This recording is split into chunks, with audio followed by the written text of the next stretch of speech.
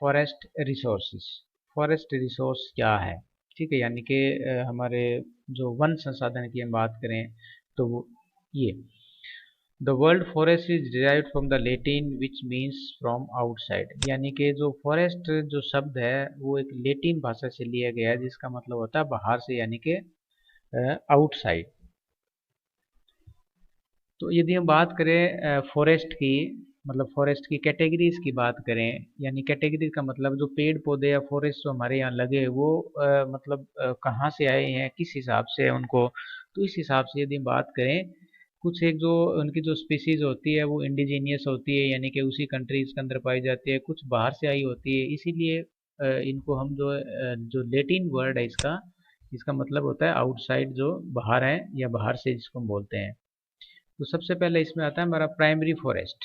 Primary forest वो forest होते हैं जो अनअफेक्टेड बाय ह्यूमन बींग्स, यानी कि जो मानव के हस्तक्षेप से अभी वंचित है, या जिसके अंदर मानव ने उसका यूज नहीं किया है, या मानव से वो ज़्यादा मतलब प्रभावित नहीं हुए हैं, तो उनको बोलते हैं primary forest.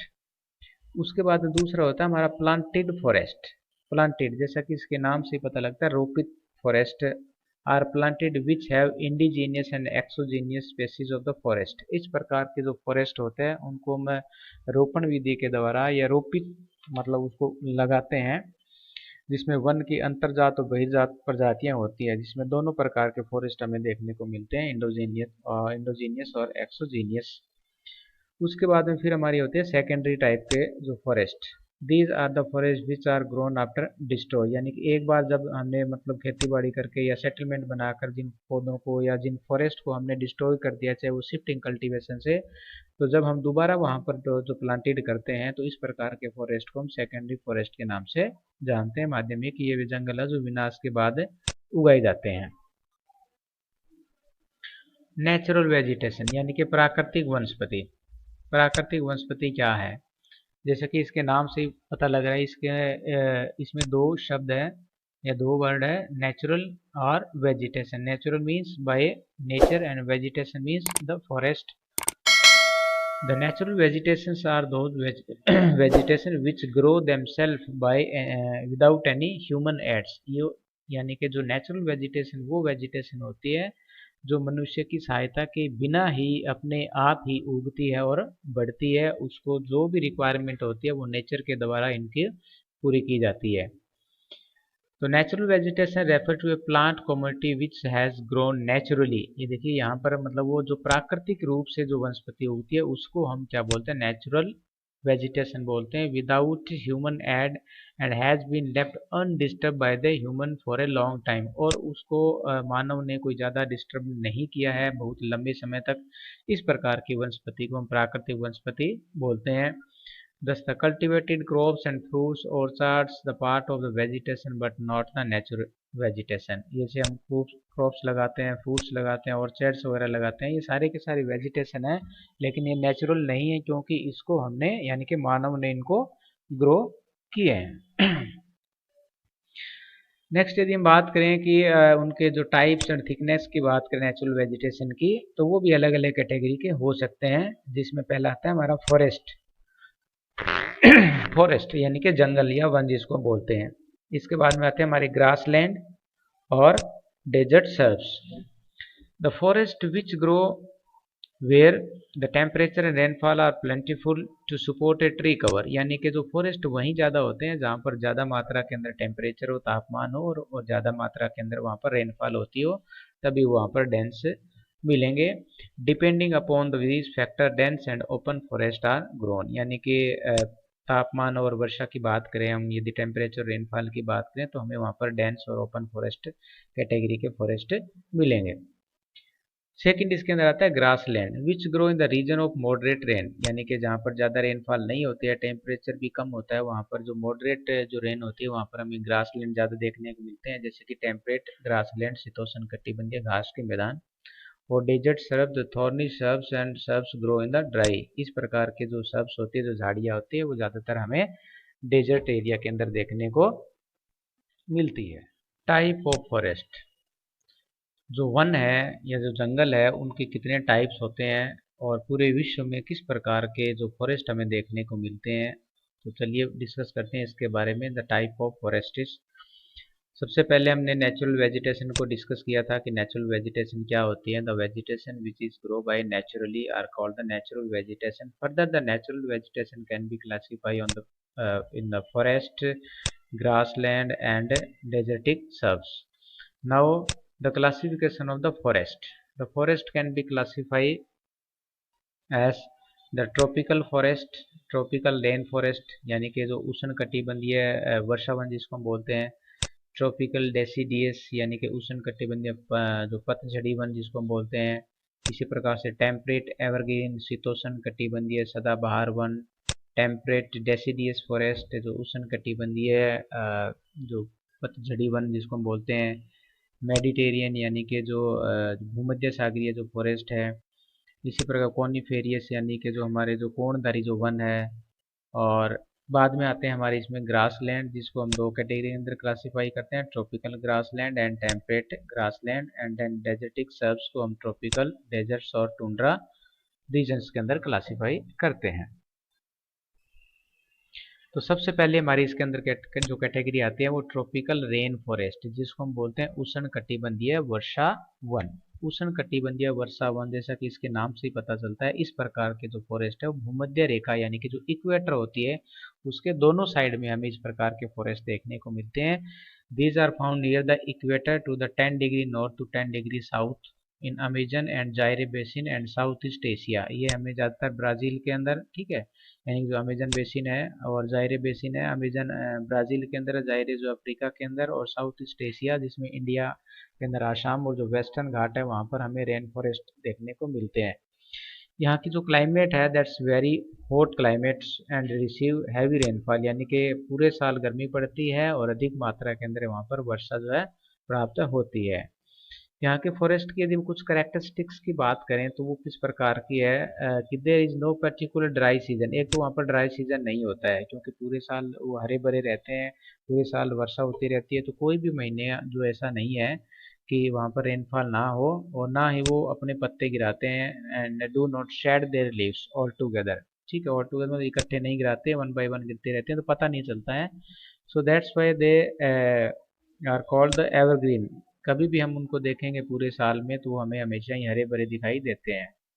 The thick canopy of the closest space tree do not allow the sunlight to penetrate inside the forest even in the day time, यानी कि इस प्रकार से जो पेड़ पौधे हैं वो पास पास में उगाते हैं, बहुत क्लोज होते हैं, तो ऊपर के जो इनका जो पार्ट होता है वो मिलकर एक कैनोपी यानी कि चंदोवा जिसको हम बोलते हैं उसका निर्माण करते हैं, ठीक है, मशरूम की तरह।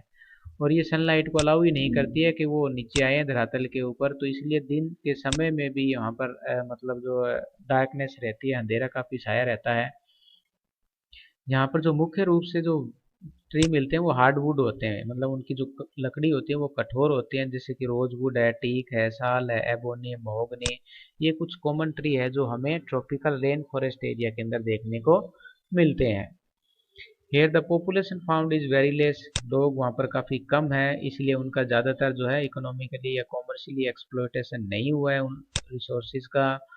और ये पॉसिबल भी नहीं है क्योंकि जो वो एरिया है वो काफ़ी इकोनॉमिकली बैकग्राउंड है। तो इस प्रकार से हम कह सकते हैं कि ये जो ट्रॉपिकल रेन फॉरेस्ट है वो भूमध्य रेखीय वर्षावन के नाम से भी इनको जाना जाता है। आप देख सकते हैं ये ट्रॉपिकल रेन जो एवरग्रीन फॉरेस्ट है ये पूरे साल हरे भरे रहते हैं, ठीक है। यहाँ पर भी देख सकते हैं पहाड़ी एरिया के अंदर भी, यहाँ पर भी देखिए किस प्रकार से इनका ट्रंक जो काफ़ी थोड़ा है, पूरी लताएं होती हैं इनकी, ठीक है। और इस प्रकार जब ये पूरे पेड़ आपस में मिल जाते हैं तो कैनोपी बनाते हैं जिससे सनलाइट जो है अंदर नहीं आ पाती है। Tropical deciduous forest, tropical deciduous forest मतलब उष्ण कटिबंधीय पर्णपाती वन। पर्णपाती का मतलब होता है कि जैसे हमारे यहाँ पर पतझड़ का सीजन आता है तो सारे जो ट्री होते हैं वो पत्ते अपने गिरा देते हैं। They shed their leaves during particular period of time, so that's why they are called the deciduous. These forest are also called the monsoon forest. इनको सबसे पहले ये हमें जानना है कि ये मानसून फॉरेस्ट के नाम से भी जाने जाते हैं क्योंकि ज़्यादातर इस प्रकार के जो फॉरेस्ट है वो मानसून एशिया के अंदर हमें देखने को मिलते हैं। अब देखिए इस प्रकार के फॉरेस्ट हमें इंडिया के अंदर है, नॉर्थ ऑस्ट्रेलिया के अंदर है एंड सेंट्रल अमेरिका के अंदर देखने को मिलते हैं।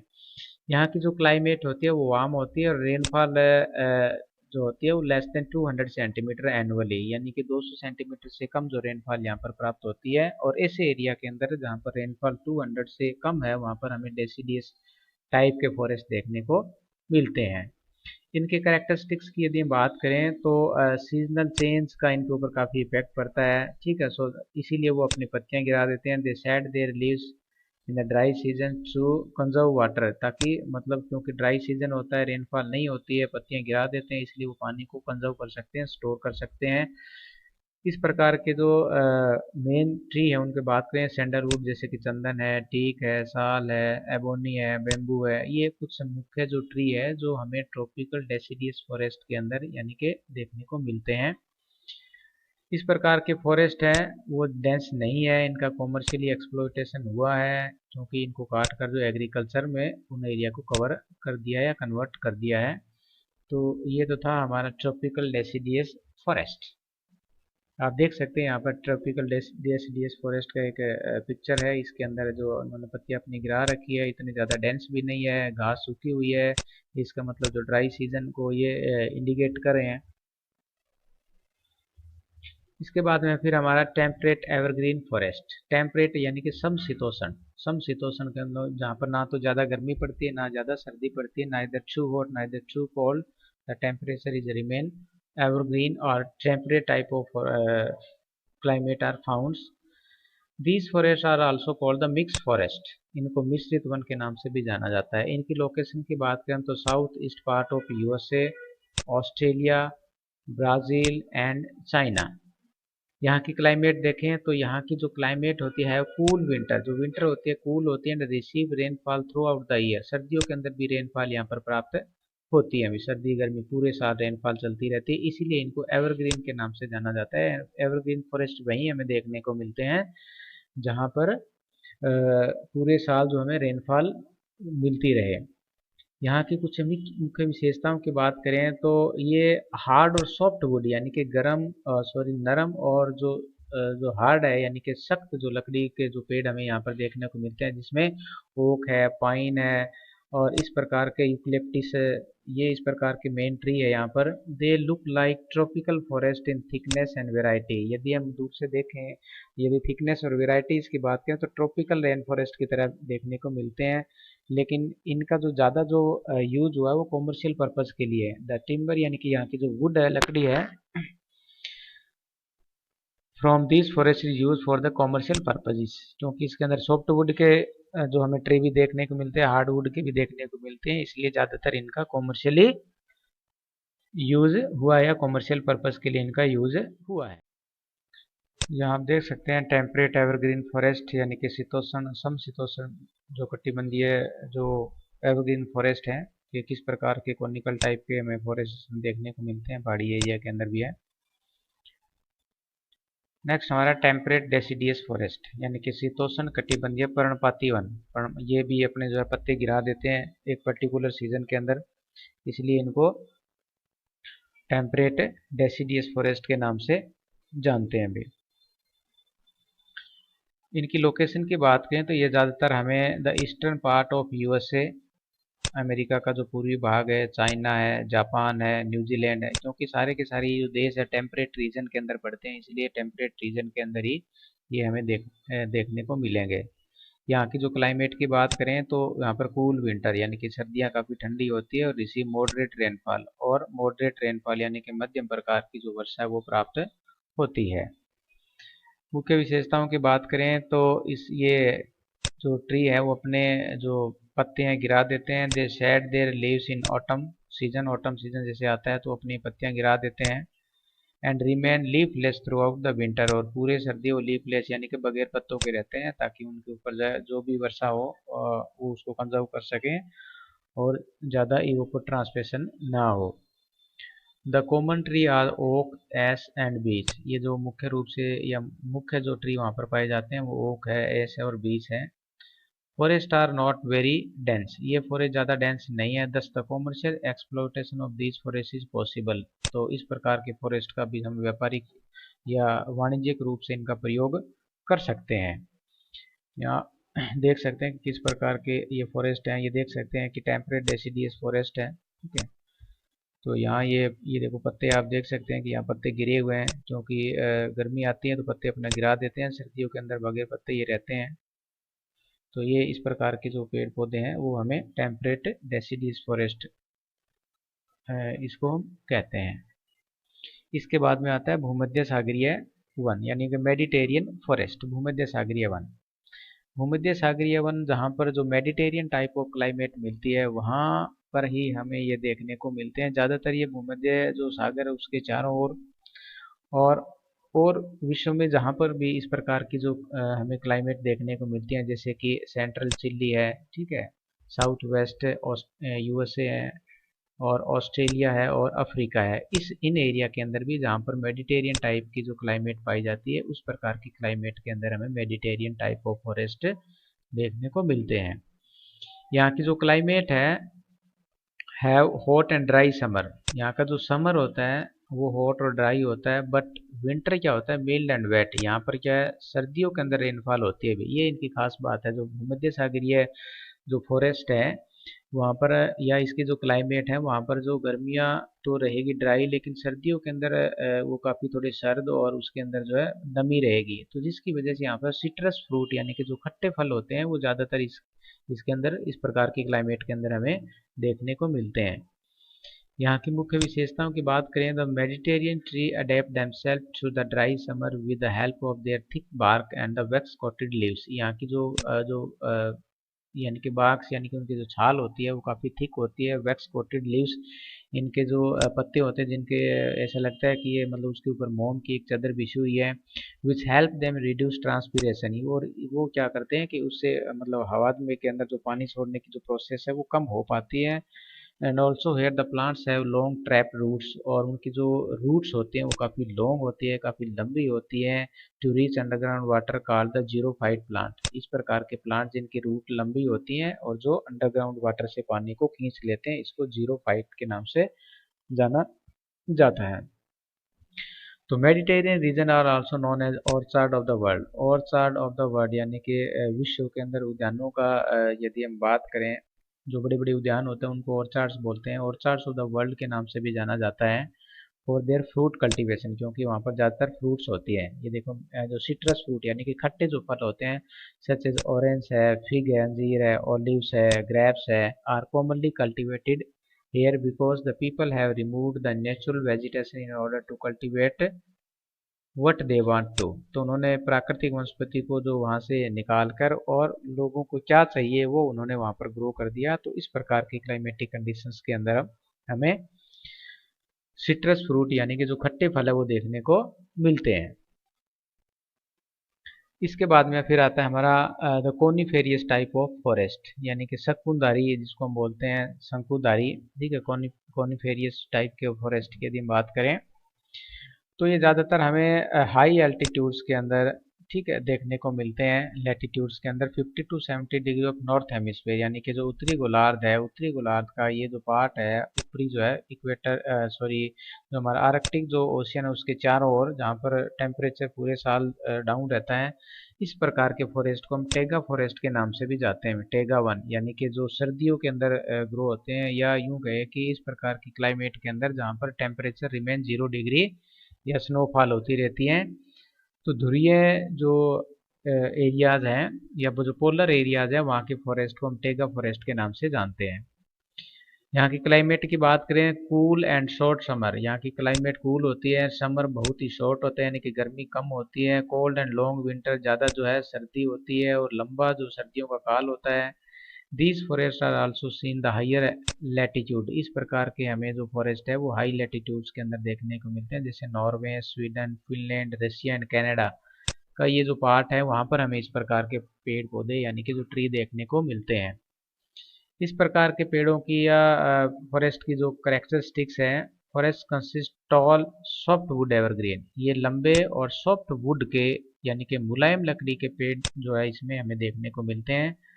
The limited species, the species of tree are found. These tree have evergreen and grow apart from each other.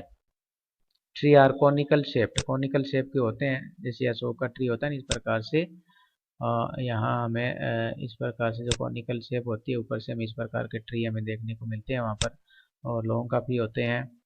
With needle shaped leaves and tree are found in the large group. इनकी जो leaves होती है वो needle की तरह होती है, ताकि इनके ऊपर जब स्नोफॉल पड़ती है तो वो फिसल कर स्लिप होकर नीचे आ गिरती है, ताकि ये इस ट्री को कोई नुकसान ना पहुंचाए। Chir, pine, cedars are the important variety of tree in this forest. यहाँ पर जो चीर, पाइन और सीडार है, ये इस प्रकार के जो ट्री हमें देखने को मिलते हैं। और यहाँ की जो मेन ऑक्यूपेशन है वो lumbering, the common activity. Lumbering का मतलब होता है जिसमें लकड़ी काटने के व्यवसाय में जो लोग लगे हैं, जैसे कि आप लोगों ने सुना होगा नाम जो है लंबर जैक ऑफ कनाडा। तो कनाडा के अंदर जो लोग लकड़ी काटने का काम करते हैं, ठीक है, सर्दियों के अंदर और गर्मियों के अंदर जो खेती बाड़ी करते हैं, उनको बोलते हैं the lumberjack of Canada. तो soft wood use for the manufacturing paper. यहाँ पर ज़्यादातर जो कि सॉफ्ट वुड है, और इनका ज़्यादातर मैन्युफैक्चरिंग इंडस्ट्रीज के अंदर इनका यूज होता है। आप यहाँ देख सकते हैं कि मेडिटेरियन फॉरेस्ट है, ठीक है, किस प्रकार से ये मेडिटेरियन फॉरेस्ट का एग्जांपल यहाँ लिया है। और ये जो है कॉनिफेरियस फॉरेस्ट है, जिसके ऊपर पूरे साल जो स्नोफॉल रहती है, सर्दियाँ काफ़ी पड़ती है, समर काफ़ी छोटा होता है, जिसकी वजह इन्होंने अपने आप को एडजस्ट या अडेप्टेड किया हुआ इस प्रकार की क्लाइमेट के नेचुरल वेजिटेशन जो है पूरे विश्व के अंदर डिस्ट्रीब्यूटेड। जैसे कि ये रेन फॉरेस्ट वाला एरिया है, ये देखिए, ये जो है ट्रॉपिकल रेन फॉरेस्ट या एवरग्रीन फॉरेस्ट जिसको हम बोलते हैं, ये वाला पूरा का पूरा एरिया है, जहाँ पर पूरा साउथ ईस्ट जो एशिया है, इंडिया का वेस्टर्न घाट और असम का जो एरिया है, ये यहाँ पर जायरे बेसिन है या मेजन बेसिन है।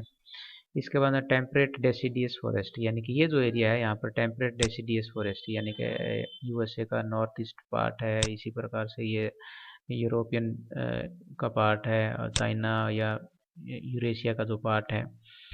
और देन इसमें है टेम्परेट कॉनिफेरियस फॉरेस्ट। ये जितने की जो कॉनिफेरियस जो लास्ट में हमने डिस्कस किए थे, जो शकुंतला वन जिसको बोलते हैं, जिनको टेगा फॉरेस्ट के नाम से जानते हैं, ये यहाँ पर देख सकते हैं कि आप कनाडा और इसके साथ नॉर्वे, ये यहाँ पर नॉर्वे, स्वीडन, फिनलैंड, और ये रसिया का उत्तरी पार्ट, और ये जो कनाडा है, यहाँ पर हमें ये देखने को मिलते हैं।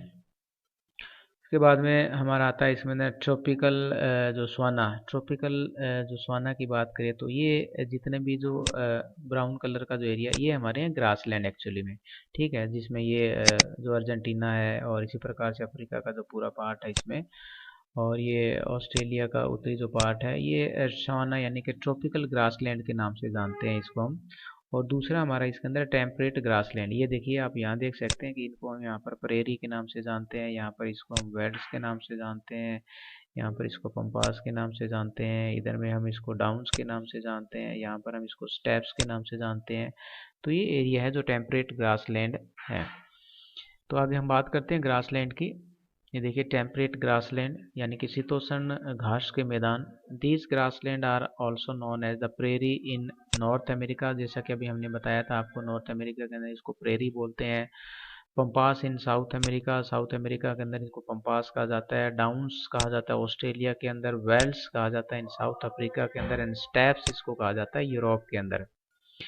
इनकी लोकेशन की बात करें तो these are found in the mid latitude zones, यानी कि मध्य अक्षांशीय जो क्षेत्र है वहाँ पर हमें देखने को मिलते हैं।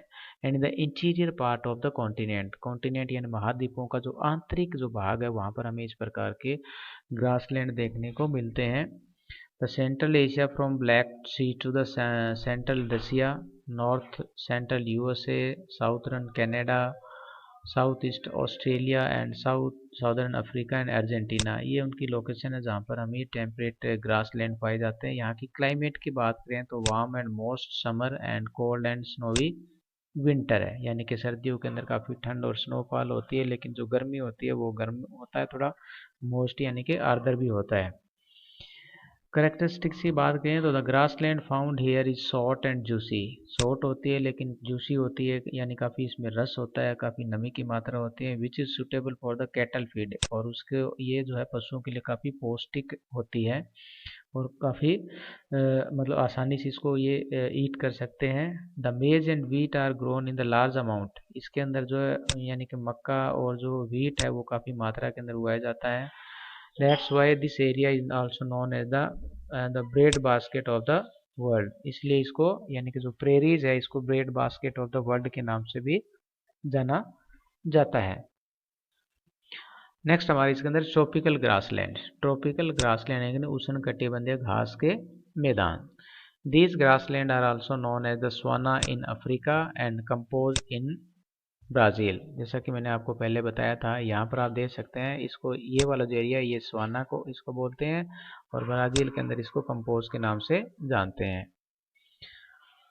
इनकी लोकेशन की बात करें तो ट्रॉपिकल जोन यानी कि इक्वेटर के आसपास हमें देखने को मिलते हैं between Tropic of Cancer and Tropic of Capricorn, यानी कि उत्तर में हमारा ये कर्क रेखा और दक्षिण में मकर रेखा के बीच की मतलब जो लोकेशन है वहाँ पर हमें ये ट्रॉपिकल ग्रासलैंड देखने को मिलते हैं। These region have hot and long summer, गर्मियाँ काफ़ी बड़ी होती हैं और ज़्यादा होती है, और यदि सर्दियों की बात करें तो वो बहुत छोटा होता है और मिल्ड होता है। The receive light rainfall in the summer, और गर्मियों में जो रेनफॉल होती है वो भी काफ़ी कम होती है। तो यहाँ की घास की बात करें तो the grass can grow very tall about 3 to 4 metre in height, 3 से लेकर 4 मीटर की हाइट तक इनके ग्रास जो है ग्रो करते हैं, which is also known as elephant grass, जिसको हम एलिफेंट यानी कि हाथी घास के नाम से भी जानते हैं। Near river bank and water holes tree are found, जहाँ जहाँ पर नदियाँ हैं पानी है वहाँ पर तो ट्री मिलते हैं, which are deciduous in nature, और जो कि मतलब ज़्यादातर पतझड़ी होते हैं। अकासिया एंड बोआबो इस प्रकार के कुछ ट्रीज हैं। Climatic condition in these grassland do not support rich agriculture, यानी कि यहाँ की जो क्लाइमेट है वो ज़्यादा एग्रीकल्चर को सपोर्ट नहीं करती है।